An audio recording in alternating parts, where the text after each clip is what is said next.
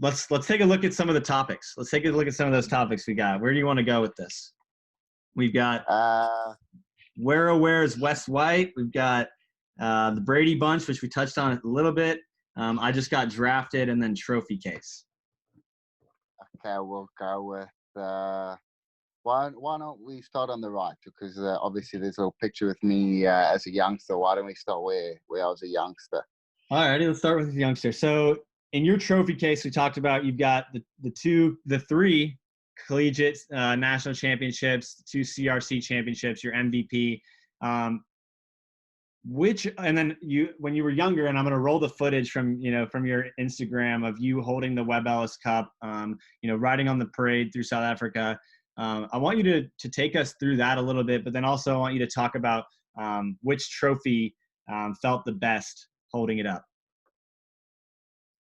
Okay, so we'll go. The World Cup obviously was one of the most incredible times as a 12-year-old. Obviously, when your parents are explaining to you the amount of pressure that is on your father's shoulders, and especially when my dad had just been told he was possibly getting fired just before the World Cup because of losing to Australia so badly. So we had obviously, as a family, been through the highs and lows, and obviously now you know your dad's going to go on the biggest stage of world rugby and possibly win the World Cup. And so, yeah, it was stressful times for our family. Obviously, it was incredible when we arrived to France and had the VIP experience in France. And, the celebrations after everything's complete and the new chapter of my dad was, while the chapter was finally ticked off that he had been doing like so well in. So that was an incredible time of my life that I will only know, like you saw, I posted that video. Only 12 years later do I get to see a video of myself in the parade. I didn't know that existed.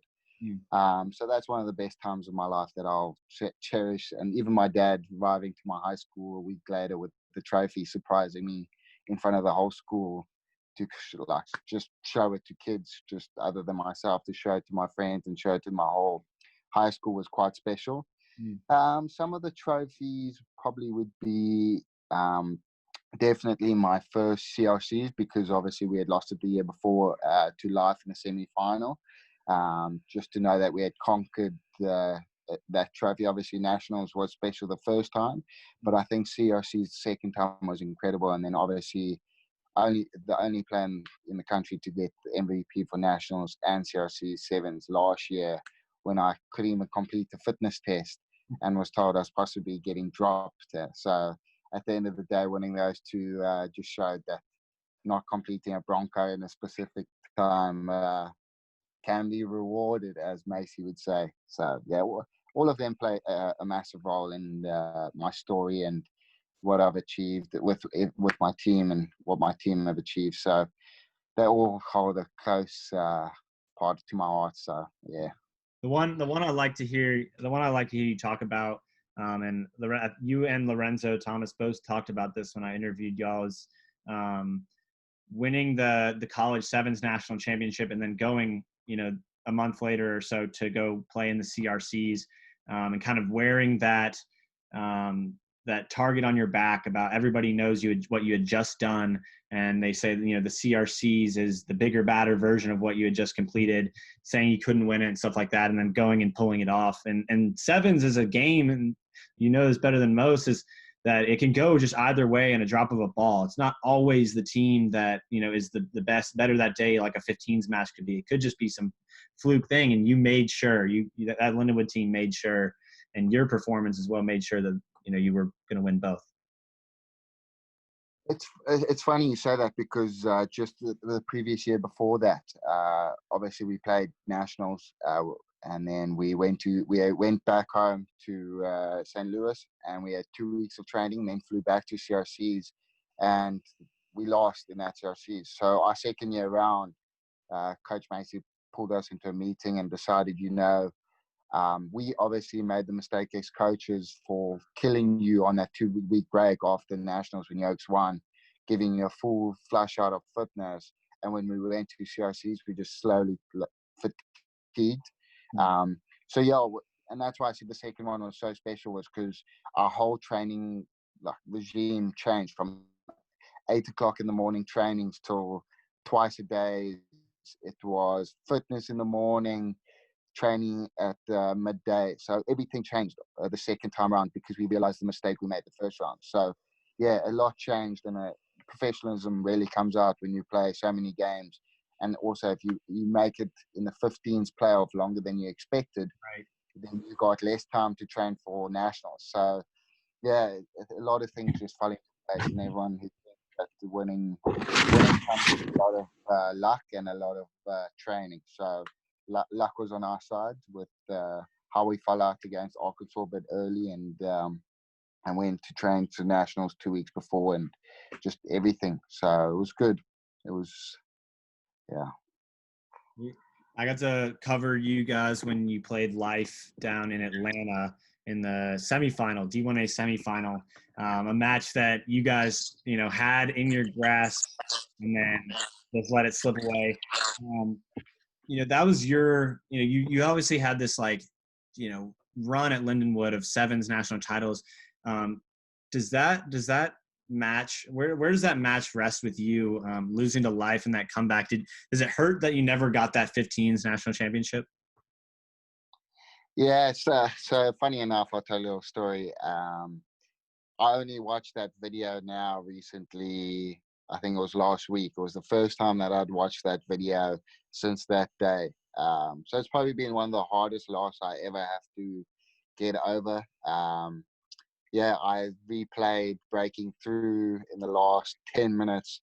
And I remember Duncan on my right and Mitch on my left.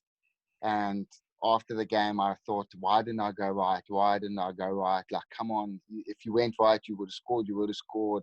And funny enough, because I got tackled, we ended up kicking that ball away on the 5-meter line where Richard and then Harley ran the whole 100 meters to score in the thing. So obviously I was too scared to watch that game after because I'd known that the decision that I made would later cost us. So yeah, it's still to this day breaks me. Obviously as captain during those times, a lot of calls that I had to make that hopefully were the right ones, which I back as captain. You've got to do. And yeah, I recently watched a week ago, and it was a bit hard to watch the second time round. But like I said to the boys, winning's very nice, but losing is very hard to come over.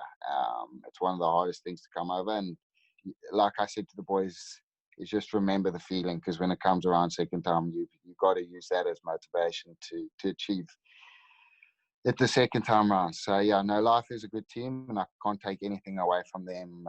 Mitch and Duncan all did a good job that day, and they were the better team, I guess. So no. So what's the next trophy you'll be chasing? Probably a Premiership in England. That I think that's probably the next step. Just know, yeah, it's just every kid in my age dreams of that, and so then hopefully we'll see what's next, and maybe a bit of sevens or something that qualify for both England and South Africa. So we'll see which one I go for, which one I get selected for. Well, they play a Premiership sevens tournament every year, and that's kind of a way they figure out who's going to break out in the Premiership. So maybe that'd be like a perfect spot for you. Yeah, so actually, funny enough, Red Bull actually contacted me a number of days ago to see if I would ever participate in a draft system or combine system, must I say, in England. And they've been chatting to me about that for a combine Red Bull thing with seven. So maybe I take that opportunity, and we see where Life takes me after that. Cool. Sweet. So I guess to finally check off that where's Wesley White topic, I heard rumor that you'd be trying to play in Canada. That Canada is trying to bring you in. Kingsley Jones, is that just smoke, or is there any fire? No, so obviously, I know. So no, that rumor is true. They have chatted to me. Also Canada sevens and Canada 15s. A few people there and scouts of that have chatted to me, see if I could qualify to play for Canada, just because living residency is much easier than USA. So obviously would help out a bit. So yeah, you never know where life can take you. Obviously, with the Premiership and this whole thing on hold, you never know where life can take you. It's like every country in the world wants Wesley White, but the USA. What's going on here?